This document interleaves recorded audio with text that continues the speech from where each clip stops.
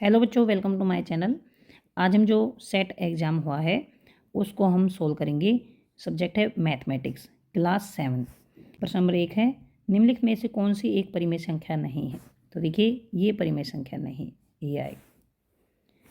कौन सी परिमेय संख्या 3/4 के समतुल्य है। 3/4 के समतुल्य। समतुल्य भिन्न कैसे निकालते हैं, या तो इनको ऐसे काट दो, आपको काटना आता होगा, लेकिन ये एक ही अंक के पहाड़े में नहीं आते दोनों, तो फिर इनको गुना करके देखेंगे। जैसे 2 से गुना कर दिया तो ये 6, ये आ गया 8। अगर इसको 3 से करेंगे तो ये आ गया 9, नीचे आ गया 12। तो ऐसे ही हम करते जाएंगे। तो अगर हम 6 से करेंगे तब ये आ जाएगा हमारा। तो इसको हम 3/4 को 6/6 से गुना करेंगे। 3/4 6/6 गुना करेंगे, 18/24 आ जाएगा। तो ये होगी समतुल्य भिन्न। ये उत्तर आ गया। त्रिभुज का परिमाप ज्ञात करने का सूत्र। त्रिभुज का जो परिमाप होता है उसको निकालने के लिए तीनों भुजाओं को जोड़ करना पड़ता है। पाई सेंटीमीटर त्रिज्या वाले वृत्त का व्यास। देखिए, ये वृत्त है और ये इसकी त्रिज्या होती है, और इसका जो डबल होता है वो होता है इसका व्यास। पाई सेंटीमीटर अगर त्रिज्या है तो इसका डबल हो गया व्यास, तो उत्तर आएगा 2 पाई। निम्नलिखित व्यंजक में से द्विपद चुनें। इसमें 2 पद हैं, तो ये उत्तर आएगा। यदि m बराबर 2 है, m घटा 2 का मान निकालो। तो इसमें दे रखा है m बराबर 2 और हमें निकालना है m घटा 2। तो m है 2, 2 घटा 2 बराबर 0। उत्तर आएगा 0 यानी 0। घटा 1 और 1 के बीच कितनी परिमेय संख्या है। घटा 1 और 1 के बीच असंख्य परिमेय संख्याएं हैं, या फिर असीमित लिख देंगे, असीमित संख्याएं हैं। घटा 1 0 और 1 बीच स्थित है। ये सत्य असत्य बताना है। तो ये देखिए, नंबर लाइन होती है, यहाँ 0, यहाँ 1, यहाँ घटा 1। तो ये लिख रखा है घटा 1 0 और 1 के बीच है, तो ये नहीं है, 0 है बीच में, तो उत्तर आएगा असत्य। व्यंजक 4y घटा 7z एक पदी है, नहीं, ये द्विपदी है, तो ये भी असत्य आएगा। वृत्त की परिधि ज्ञात करने का सूत्र। वृत्त की परिधि जो ज्ञात करते हैं तो उसका सूत्र होता है 2 पाई r। यहाँ पर आएगा 2 पाई r। 2/3 और 5/2 में बड़ी संख्या कौन सी। यह कैसे किया, यह भी बताएं। 2/3 और 5/2, तो इन दोनों का हर बराबर करेंगे हम। तो 2/3 को हम इसके जो हर है उससे गुणा कर देंगे, उसी से भाग कर देंगे, तो यह आएगा 4/6। ऐसे ही 5/2 है, उसको इसका जो हर है ये, इससे गुणा कर देंगे, इसी से भाग कर देंगे, तो 3/3। यह आ गया 5 3 15 और 3 दूनी 6। अब देखिए, इन दोनों में हर तो दोनों के बराबर है, तो अंश किसका बड़ा है, तो ये इसका बड़ा है, तो ये संख्या बड़ी होगी, तो उत्तर आएगा ये। अब है 3/13 और भाग घटा 4/65 का मान ज्ञात कीजिए। तो जब यहाँ पर भाग होता है, ये भाग है, तो इसको गुना का निशान बना देते हैं, और जो पीछे संख्या आती है ये वाली, इसको पलट देते हैं। ये आएगा घटा 65/4। अब इनको हम काट देंगे, 13 × 13, 13 × 5 65, तो उत्तर आ जाएगा। 3 और 5 को गुना करेंगे तो घटा 15/4 ये आ जाएगा। इसको अगर मिश्रित भिन्न में करेंगे तो 4 3 12, ये घटा का निशान, ये आ जाएगा उत्तर। यदि वृत्ताकार शीट की परिधि 154 मीटर है तो शीट की त्रिज्या और शीट का क्षेत्रफल ज्ञात कीजिए। वृत्ताकार शीट की परिधि होती है, वृत्त की परिधि 2 पाई r होती है, ये है 154 मीटर। और r निकालने के लिए हम करेंगे 154 को 2 पाई से भाग। 154/2, पाई होता है 22/7। यहाँ पर 154/2 गुना 22, और जो 7 है नीचे, ये वाला ये चला जाएगा ऊपर। इसको हम काटेंगे तो 11 दूनी 22, 11 एकम 11, 11 चौक 44 हो गया।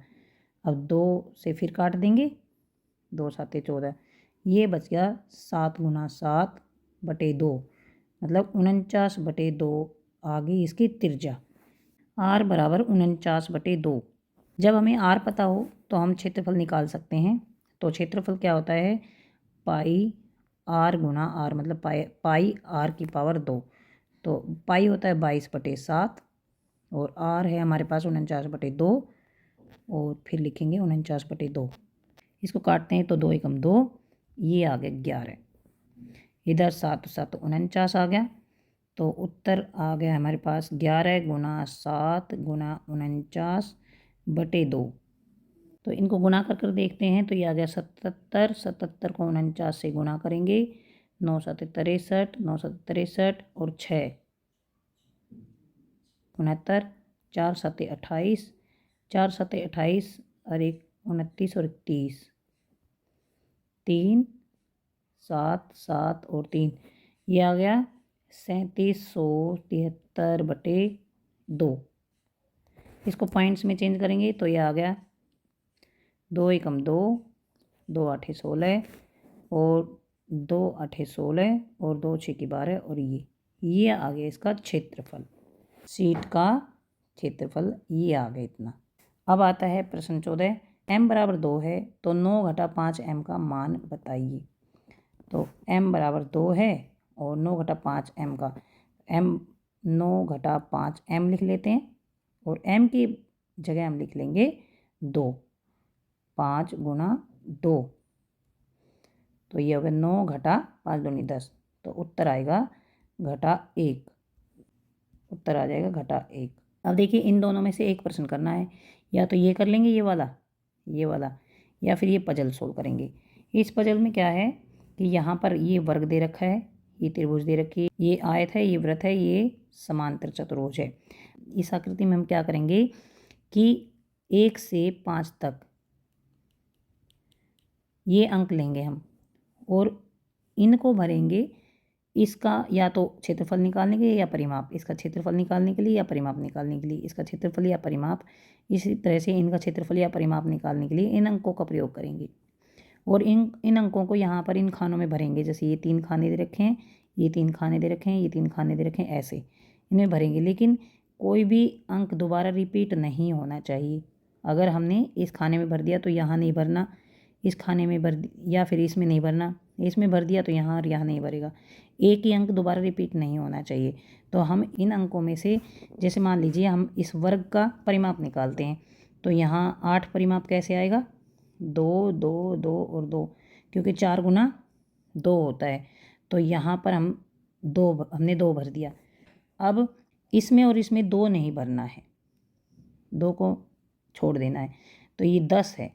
अब 10 या तो परिमाप हो या क्षेत्रफल हो। तो त्रिभुज का क्षेत्रफल क्या होता है, 1/2 आधार गुना ऊंचाई। तो यहाँ पर ऐसे अंक लेने हैं कि 10 आ जाए उत्तर। तो यहाँ पर देखिए हम ले लेंगे 5 और 4 ले लेते हैं, यहाँ भर देंगे हम 5, यहाँ पर 4, 1/2 गुना 5 गुना 4 करेंगे तो 10 आएगा। तो ये 10 आ गया उत्तर। अब ये दो जो हमने इसमें भर दिया, ये नीचे नहीं भरना है। 5 अगर इधर भर दिया तो इधर नीचे नहीं भरना है, 4 इधर भर दिया तो ये नीचे नहीं भरना है। तो ये देखिए ये आयत है, इसका या तो परिमाप निकालेंगे या क्षेत्रफल निकालेंगे। तो यहाँ पर क्या भरेंगे हम, 10 जो है 10, या तो क्षेत्रफल या परिमाप आना चाहिए। तो 2 और 5 को अगर गुना करते हैं तो क्षेत्रफल 10 आता है। तो यहाँ पर हम भर देते हैं 5 और यहाँ भर देंगे 2, क्योंकि देखिए ये 2 बॉक्स इकट्ठे हैं, ये ऐसे, यहाँ पर एक कच्ची लाइन है, ये ऐसे ये 2 बॉक्स थे। तो 5 और 2 भर दिया हमने।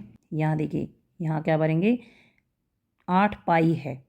तो इसकी परिधि, जो वृत्त होता है उसकी परिधि क्या होती है, 2πr।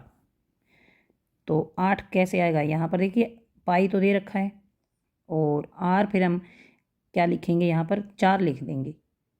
जब 4 को 2 से गुना करेंगे तो ये आ जाएगा 8 पाई, यहाँ पर 4 भर दिया। अब यहाँ पर देखिए समांतर चतुर्भुज है, तो जो समांतर चतुर्भुज होती है उसका क्षेत्रफल होता है ये आधार और ये ऊंचाई, इन दोनों को गुना करते हैं तो गुना आना चाहिए 10। अब गुना 10 किसका आता है, 5 और 2 का आता है। और ये ऊपर हमने भर रखा है 5 और 4 पहले ही भर रखा है, तो यहाँ पर 5 नहीं लिख सकते हम, यहाँ पर तो यहाँ पर 2 लिख देंगे। तो 2 लिखेंगे, देखिए ऊपर पहले ही भर रखा है, 2 यहाँ पर लिखेंगे। तो हम ऐसे करते हैं, यहाँ पर हम लिखेंगे 5, यहाँ हम लिखेंगे 2, तो ये वाला ना जो ये, इसको चेंज कर देते हैं, इसको हम लिख देंगे 4 और इसको लिख देते हैं 5। अब ये हो गया हमारा।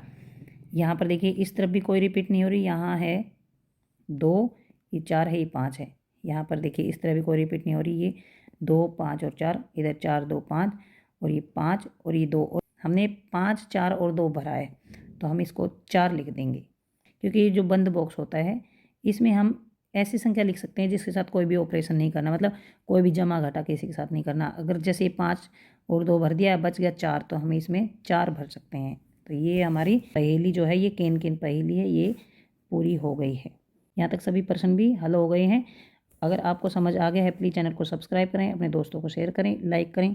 Thanks for watching.